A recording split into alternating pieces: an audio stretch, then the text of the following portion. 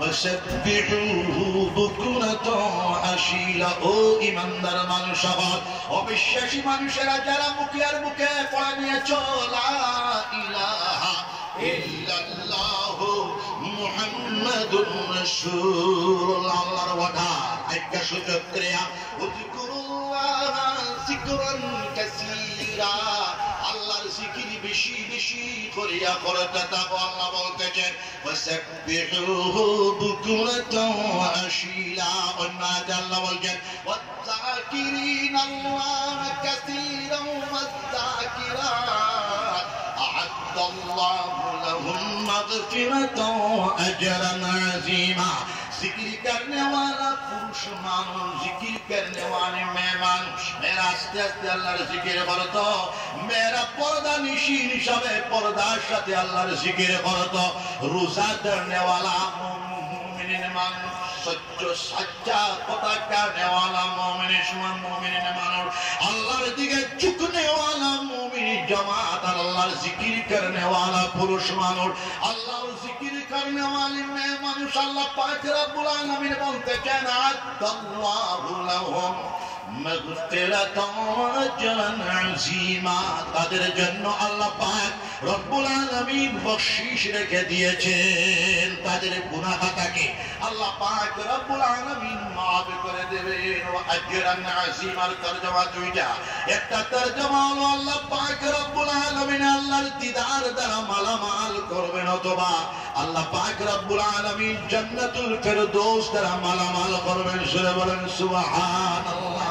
আল্লাহ পাক রব্বুল আলামিন বলতেছেন দুই নম্বর সীমানার মধ্যে আসতেছে ফাইজা আযাইতুমুস সালাহ ফাযকুরুল্লাহ কিয়ামান ওয়া কুউদান ওয়া আলা জুনুবিকুম। যখন তোমাদের নামাজ শেষ হয়ে যায় তখন তোমরা দাঁড়ানো অবস্থাতে আল্লাহর জিকির করো, বসা অবস্থাতে আল্লাহর জিকির করো, শয়ন অবস্থাতে আল্লাহর জিকির করো। আল্লাহ পাক রব্বুল আলামিন বলতেছেন ফাইজা আযাইতুমুস সালাহ ফাযকুরুল্লাহ কিয়ামান ওয়া কুউদান ওয়া আলা জুনুবিকুম।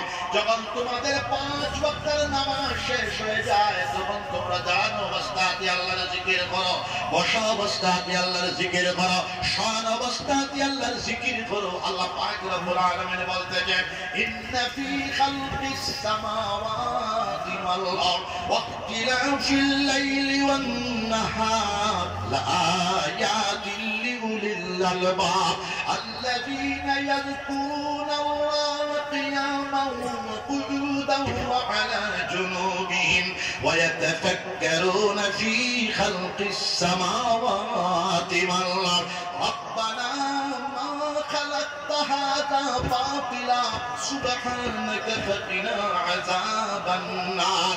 আল্লাহ পাক রব্বুল আলামিন 4 নম্বর সীমানার মধ্যে বলতেছেন নিশ্চয় আকাশ সমূহ সৃষ্টির ভিতরে, জমিন সৃষ্টির ভিতরে লাআয়াতিল লিউলিল আলবাব, বুদ্ধিমান মানুষদের জন্য বিরাট নিদর্শন রয়েছে, আকলমান মানুষদের জন্য বিরাট নিদর্শন রয়েছে, যারা চিন্তাশীল মানুষ উলুল আলবাব তাদের জন্য বিরাট নিদর্শন রয়েছে।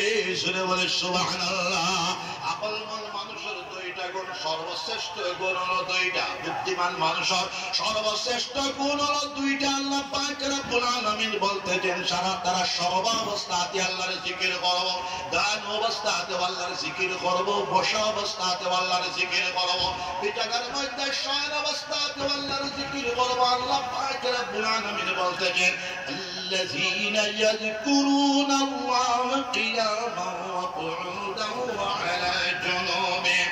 বুদ্ধিমান মানুষের 2 নম্বর গুণ হলো ওয়ায়াতাফাক্কারুনা ফি খালকিস সামাওয়াতি ওয়াল আরদ। আল্লাহু আকবার। আর জোরসে বলো আল্লাহু আকবার। আমার জিকির করো।